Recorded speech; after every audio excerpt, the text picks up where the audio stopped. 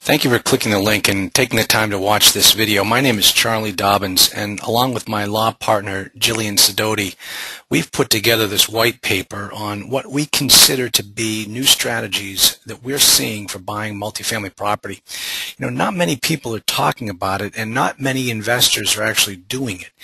It is not a new concept to the larger investors. The institutional investors are doing this strategy every single day. And there's absolutely no reason why new and smaller multifamily investors can't get in on the same act. And so here's what we put together for you. First, let me give you a little bit of background. If you're an investor in multifamily property and you've been looking for opportunities, there are really only 4 places that people can look for deals. The first one is what I call retail sources. Those are the internet sources like the LoopNet, the CIMLS.com, CoStar, Cushman & Wakefield, Marcus & Millichap. If you go there and you find a deal, bravo to you is what I say, but you're going to be paying top dollar for that opportunity. I hear so many of my clients from time to time and from other investors actually say that they can't find deals in the marketplace. And then when I ask them, where are you looking? Their answers are always the same. The retail sources. Of course you're not going to find deals. Those are probably the hardest places to find deals. The next source for finding deals are what I call off-market listings. Now, these are places where there's no broker involved and it's all done through word of mouth among the owners. You also have to know where to go to find these opportunities. These places are out there. I use them all the time to find deals for my clients. And there are a lot of places on the internet that offer these particular opportunities. You just have to know where to look.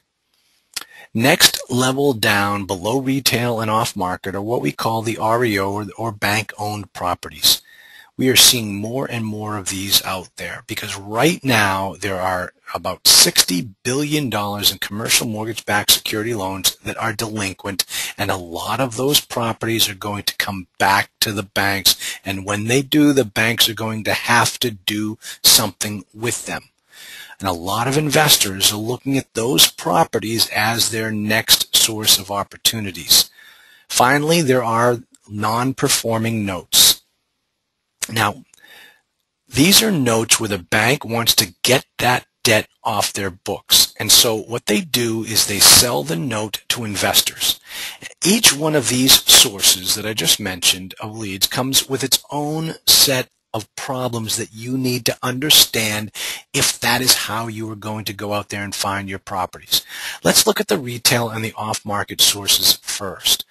If you just got out of some guru's boot camp or you just finished a home study course and you're thinking that you're going to take the multifamily world by storm, so you jump on the internet sites like LoopNet and CIMLS and CoStar, understand something. That LoopNet states that they've got over 4 million subscribers that access their services. Think about that for a second, folks. If you're looking for a deal, you're competing against 4 million other investors for that same deal. That's a tough row to hoe. If you end up finding the right deal, it's almost like winning the lottery. This is not where the professionals hang out. If this is going to be your profession, if you are going to make this your business, the retail level is not where you need to be. You've got to go in a different direction.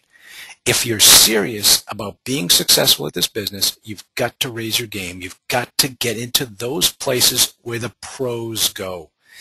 And as far as the REO opportunities go, I'm sure you've heard this before. It's not what you know in this business, it's who you know. This is strictly a relationship business. When a bank takes a property back, their best multifamily borrowers are going to get first look at that property. If you don't have a relationship with the bank, if you're not considered to be one of their top customers, you are never going to get to see those sweetheart deals. Banks are like everyone else. They do business with their friends. So when you get yourself on a list of foreclosed properties, and I can speak personally here because I'm on several different lists, what you end up looking at on those lists are properties that about 10,000 other sets of eyeballs have already looked at and passed on. It's probably not a good property. It's the property that the banks couldn't unload on their friends, so they threw it on a list and pleaded with the list owner, please get this thing off our books. Yeah, you might be able to go in there and steal it, but is it really the type of property that you even want to own? And that's just one of the problems with REOs. The other problem is if you're going to make an offer, you've got to show the bank that you've got the cash and you can close very quickly, because they are not going to give you a long due diligence period. They're not going to give you a financing contingency provision in the purchase and sale contract. Hey, if they could finance the deal themselves, they'd do it. But they know this property can't be financed, so don't expect them to allow a financing contingency that will enable you to get your earnest money back. Because they'll tell you, hey, if we can't finance this deal, no other reputable lender is going to do it either. So don't slow down our desire to get rid of that property by putting that type of contingency in your offer. That's a tough way for a new investor to do business. Now, the last source of deals are non-performing notes. You've got to understand that if you're buying a non-performing note, you're not buying real estate. You're buying a security. It's a negotiable instrument that comes collateralized by real estate through a security document called either a deed of trust or a mortgage. But it is a security. You may never get your hands on that property. You run that risk when you're buying a non-performing note. And if you're buying the note because of the fact that it's a security, you've got to pay all cash.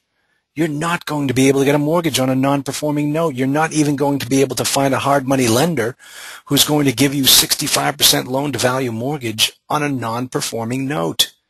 You've got to come up with all cash. And as far as the due diligence period, forget about it. That owner may not even consider himself a seller. The owner may never allow you on his property to go through every single unit to determine if it's a good value or not. He doesn't have to. You're not the bank. You're not the potential owner. You don't have a purchase and sale contract with this guy. So it's a totally different scenario. Finally, when you buy a non-performing note and you go to foreclose on the note, because the owner has defaulted on the terms, you're going to need to hire an attorney in that jurisdiction who specializes in foreclosure of commercial property. And then if the owner wants to play hardball, he could throw his asset into bankruptcy, and then you'd have to go to a bankruptcy attorney who will have to represent you through that entire process. So, there's a lot of moving parts and a lot of risks when you buy non-performing notes, and that's why you can pick them up for 50 cents on the dollar. There could be potentially a lot of expenses involved in ultimately owning that property too. So, if these methods constantly come up short for you, what does an investor do? If you're like many, you've been looking for months, maybe even years, and you've never been able to find a deal. Think about it, folks. If instead of using the same methods that everyone else has been using and getting the exact same results, which in many cases for some of you may be absolutely nothing, you've got to try something new. Right now, there's about $95 billion in multifamily debt that's going to be maturing over the next 3 years. And the problem is that a lot of that debt was purchased back in 2005 to 2007, at the height of the last seller's market in multifamily investing. What's happening now is the notes are coming due, and these owners need to refinance their debt. But since they've bought the property, two things have happened. First, the property's value has dropped so much that they now have to come up with a lot of cash to refinance. Second, the banks have changed their underwriting guidelines and made it harder to refinance these properties. So about 40% of that debt is going to need to be restructured in another way. It could be a short sale, it could be rewriting of the terms of the note, or it could be a recapitalization of that particular entity entirely. How do you find these properties? How do you put yourself in a position to get your hands on these properties before anybody else even looks at them? Folks, it's very simple. You go to the source, and the source is the owners. Don't work through a broker. Don't look at the retail sources. Don't go to the banks. Get to the source before the problem becomes public and the entire world knows about it. So just like you're doing right now and probably have been doing for the last several months or years, you've got a specific type of property in mind that you want to own. You use the same criteria when you go out and find these owners. You need access to market research tools that will get you in front of these owners. We're going to show you where they are, and we're going to show you how to get access to them. We don't sell them. That's not what this whole thing is about. This whole thing is about educating you. We will help you with these online subscription services in finding the right properties that work for you. These services will provide you with all the information you're going to need to determine if you should pick up the phone and call the owner. Hey folks, these are the same services that banks, that brokers, that other lenders are using to find the owners before you do. And they start working with the owner towards figuring out a solution to what's going to be his problem. That's where you come in. The best thing about this strategy is you deal directly with the owners. You don't go through a broker. Remember, when a broker puts a property in the market, he shows it to 4 million people. With our approach, you deal directly with the owner, and only those owners that you know are going to have a problem. It's much more like a rifle approach. And the nice thing about that is you build the rapport with that particular owner. And then that owner takes you to his other properties. So instead of dealing with one broker on one property that 4 million people look at, you deal with one owner that you know has a problem and maybe become his go-to person to buy his other properties.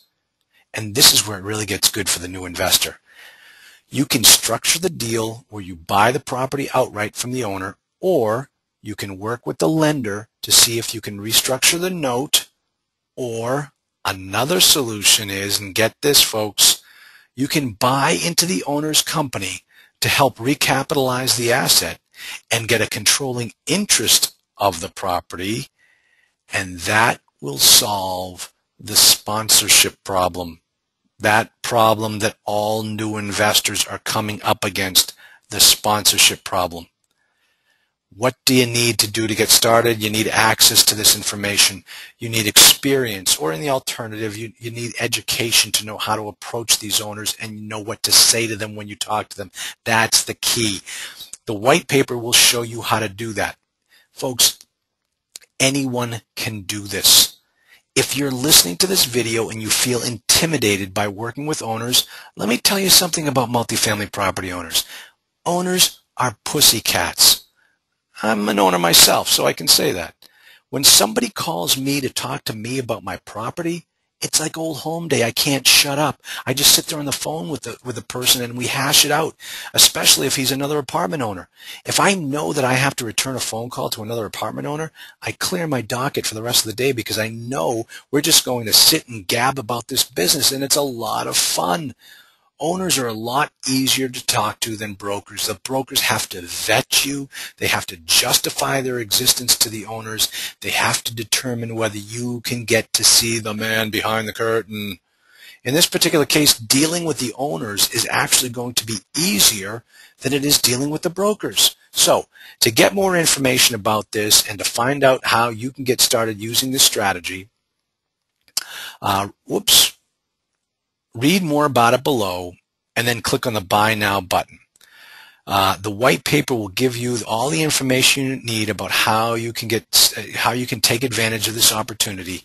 Let me tell you, folks, it's a great report. Other investors have commented very positively on it. It really opens their eyes to a new opportunity. And always, if you have any questions about anything, just send us an email at info@multifamilyinvestingacademy.com. So that's it. Time to get to work on finding your next deal. Best of luck to you, folks.